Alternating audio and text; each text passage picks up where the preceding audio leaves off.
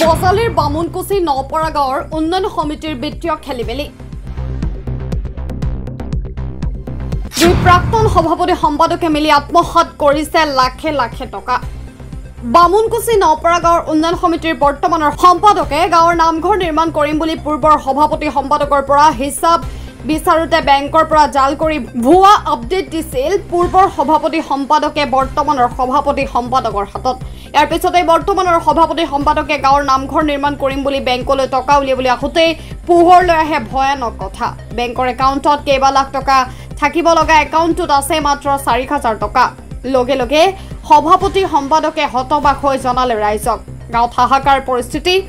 ৰাইজৰ সাঁচতীয়া ধন পূৰ্বৰ দুই প্ৰাক্তন সভাপতি সম্পাদকে ৰাইজক নজনোৱাকৈ চেক যোগে উলিয়াই লাখ লাখ টকা মাত্ৰ 4,000 টকা ৰাখিছিল বেংক একাউণ্টটোত। ইয়াৰ পিছতে ৰাইজে জবাবদিহি কৰিছিল পূৰ্বৰ দুই সভাপতি সম্পাদকক আৰু তেওঁলোকে ভুৱা স্বীকাৰ কৰি ৰাইজক উভতাই দিছিল 13 লাখ টকা আৰু বাকী ঘূৰাই দিব লগা কেইবা লাখ টকা অনাগত দিনত দিব বুলি সময় লৈছিল।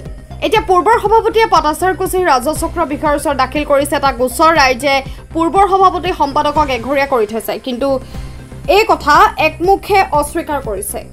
আমাৰ সকলোৰে এটা আশাৰ থল আছিল যে আমি এটা নামঘৰ সুন্দৰ এটা নামঘৰ বনাম, কিন্তু আমাৰ ৰাইজৰ অজ্ঞাতে তেওঁলোকে গোটেই পইচাখিনি তেওঁলোকে সৰকাই নিছিল। সৰকাই নি আমি যেতিয়া পইচাটো মোকলাব যাওঁ তাতে মাত্ৰ 13 লাখ টকাৰ মাত্ৰ 4,000 টকা তাতে বেলেঞ্চ আছিল।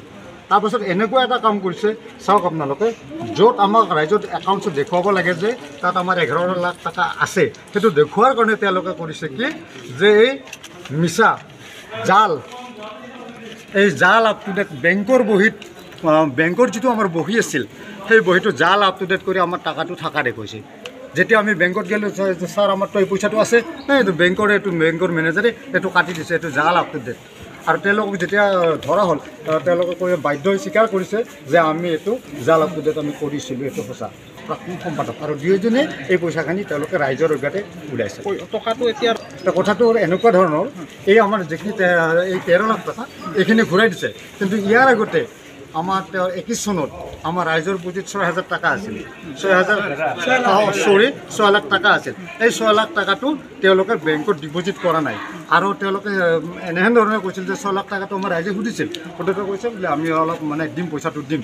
আৰু অনিলয় ডাঙৰীয়াই 4 লাখ আৰু হিতেশ পাঠক ডাঙৰীয়াই 2 লাখ টকা দিম। ইয়াৰ আগত এখন আমাৰ সভা হৈছিল, সভাত আমাৰ হিতেশ পাঠক ডাঙৰীয়া উপস্থিত আছিল।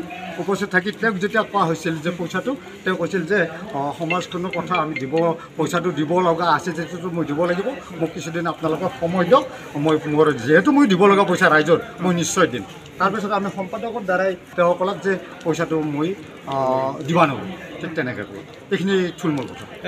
21 চনত যিটো কাৰ্যভাৰ ল'লাক আমাৰ বেংকত পইচা আছিল 7 লাখ টকা, সেই 21 চনতে 7 লাখ টকাটো মুদ্ৰা কৰিছে, কিন্তু আমাক ৰাইজক অৱগত কৰা নাই।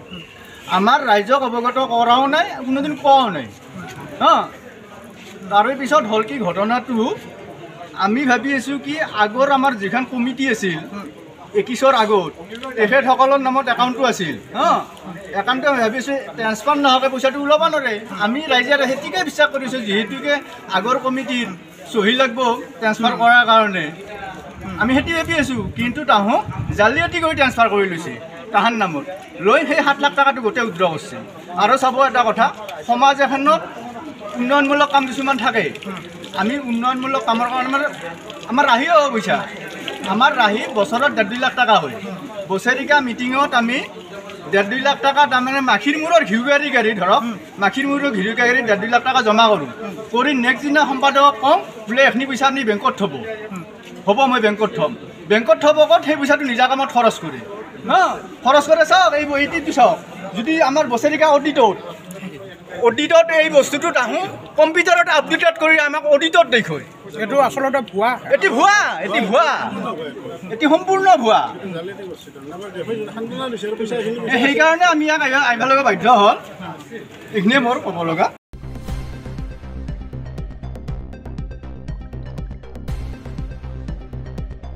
বজালিৰ পৰা অখেন্দ্ৰ তালুকদাৰৰ ৰিপৰ্ট, আছাম 15।